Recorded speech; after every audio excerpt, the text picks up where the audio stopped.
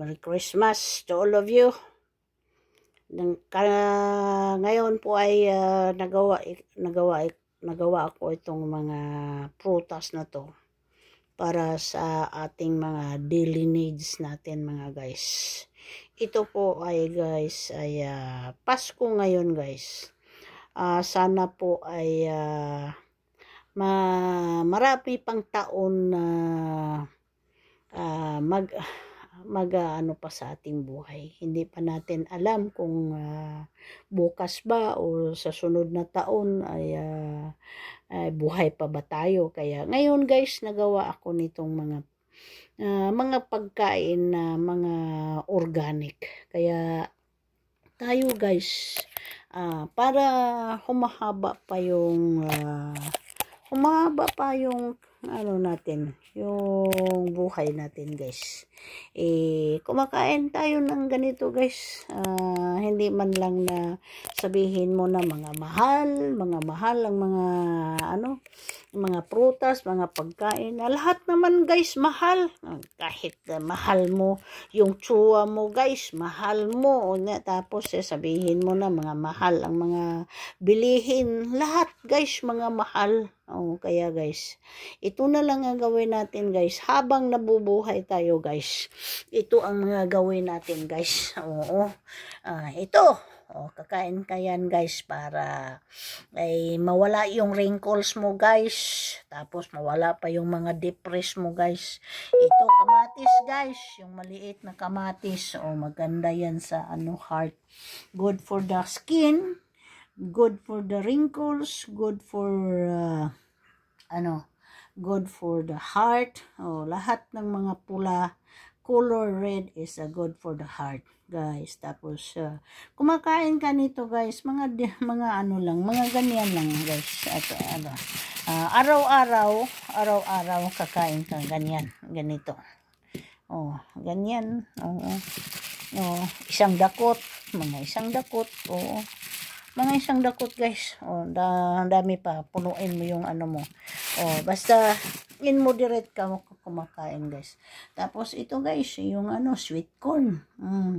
Ito mamaya, yan ang hapunan ko guys. Ito, ilaga ko yan mamaya. Kakainin ko yan, maubos ko yan dalawa. Kaya ito, mga cauliflower. Kakain ka nito guys. Maganda yan. Good for the body natin guys. Tapos yan, kain ka ng mansanas. Yung sabi ni doktor na tawag yun? Apples a day, doctors away. Ano ba yun? Tama ba yun? Apples a day, doctors away. Kaya nga, kumakain ka ng apples a day guys. Para maganda yung katawan mo guys. Tapos ito kamatis, yan. Ito kamatis yan guys. Pwede mong kakainin yan. Lagyan mo ba yung lagyan mo na ba ng itlog? Tapos yan, orange. Yan, orange guys. Kakain ka, vitamin C yan. Tapos ito, yung yung tawag to? Yung, ba tawag yan? Ano ba tawag yung kama? Kama ba yun? Tapos kamatis. Yung kamuti. Ilaga mo yan ng kamuti. Lagyan mo siya. Balatan mo to siya guys. Balatan mo to siya. Tapos lagyan mo siya ng ginger. Tapos lagyan mo siya ng tubig. Itapat mo sa tubig sa pag na isaing mo na siya. Ilagay mo lang siya sa rice cooker guys. Tapos lagyan mo siya ng tubig. Tapos i-start mo na yung rice cooker. Luto na yan. Masarap yan. Hindi mo na lagyan ng sukal guys. Kasi lumalabas yung nature na tamis niya guys. Ganyan ako magluto sa kanya. Healthy ito guys. Kamuti. Kamuti guys. Tapos yan, green pepper, mo lang yan siya, igisa mo siya. Tapos lagyan mo ng konting asin, okay na yan. Ang daming vitamins na makukuha mo dyan. Ito, ang ano tawag to? Ano ba tawag? Bagyo beans. Oo. Kaya guys, kakain tayo ng mga bagyo beans guys, araw-araw. Tapos yan. Talbos ng kamuti guys. Talbos ng kamuti guys. Alam mo guys, ang daming benepisyo yan guys. Maganda ito for sa diabetes, sa high blood. Maganda yan. Gisa mo lang siya ng bawang. Bawang, tapos lagyan ng kunting asin. Huwag mo nang damihan ng ano guys, yung asin para hindi kayo magka-high blood. Kasi makukuha mo ang high blood para sa asin. Hindi bawal ang maalat sa high blood. Kunti lang asin. Tapos yan. Itong grapefruit guys. Maganda ito din sa maganda ito sa high blood. Yan, kakain ka nito araw-araw. Kung hindi mo i-juice mo siya, tapos inumin mo yung juice niya. Kung hindi mo kasi maasim itong grapefruit, i-juice mo. Tapos ito guys, maganda din ito sa sa mata. Yan. Maganda ito sa mata. Kaya kakain ka nito guys, everyday. Isang piraso. Kakain ka dyan. Tapos ito, avocado guys. Kakain ka dyan. Itong avocado nito. Ang daming benepisyo itong avocado. Yan.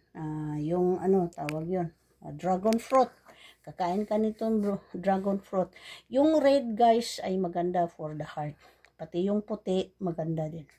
Daming makukuha ng vitamins yan. Ampalaya. Ito ang palaya guys. Mabuti ito sa mga diabetes, mga high blood. Pwede ito, kakain ka nito. Mag-ano ka ng manok, maglaga ka ng manok. Lagyan mo ng ampalaya. Ay, ang sarap. Tapos, yung pa niya guys, yung talbos niya, ihalo mo sa lagang manok mo, ay ang sarap guys. Tapos ito, spinach. Kaya si Kikay, kumakain si Kikay ng spinach, malakas ang katawan niya. Kaya kakain tayo nito guys, para lumalakas ang katawan natin guys. Tapos pag magdumi ka guys, ay hindi hindi malambot. Hindi matigas, malambot ang pagdumi mo. Kung may almoranas ka guys, pwede yan, kakainin mo yan guys. Patoy. Yan. Ito guys, maganda ito guys. Ilaga mo yan guys. Lagyan mo ng manok. Ang sarap nito guys. Pwede mo din i-salad yan guys. Yan. Ito, Chinese pizza guys. Yan, Chinese pizza yun. Pwede mo yan, isabaw. Lagyan mong tinola. Yan. Maganda yan. Kaya lahat mga guys, yung kinikreate ni God guys, ay maganda sa atin guys. Kaya hindi tayo guys, sabihin mo na ang mahal, hindi ko kaya yan bilihin. Hindi guys, pwede natin kaya natin bilihin guys. Pero tayo lang ang mga tao lang ay hindi nila gusto na kumakain sila ng ganito. Kaya kuminsan naman yung palainom, gusto nila, may pira sila, ibili nila ng tanduay, racket, red horse, bear, ano pa yan, yung mga kulapo. Yun ang gusto nilang ipasok sa katawan nila, tapos madali silang matigok. Tapos diyan magkaroon sila ng mga sakit. Kaya dapat natin guys ay kakain tayo yung mga ganito, yung mga organic, para hindi tayo magkakasakit, tapos healthy pa, tapos ikaw pa ay magiging long life ka ba guys. Tingnan mo dati guys, yung mga before, mga 90s, before mga 90s, mga 80s, 70s, ganun. Before, mga 50, belong 50 years, 50 to 40, ganun. May maabot pa ng 120, 100, 90, 100, mga 105, o ang dami pang makalampas ng mga 100 years more. Kasi sa mga kinakain nila yon guys na puro healthy, tapos wala pang mga spray, wala pang mga gawa ng mga ano ba tawag yun, yung processing foods. Kasi ang mga processing food guys, may nilagay na nila yung mga chemical na hindi masisira yung mga pagkain sa loob, kaya nilagyan nila ng mga chemical dyan, kaya masama yun sa ating katawan guys. Diyan tayo makakasakit, magkaroon tayo ng mga colon cancer, mga breast cancer, mga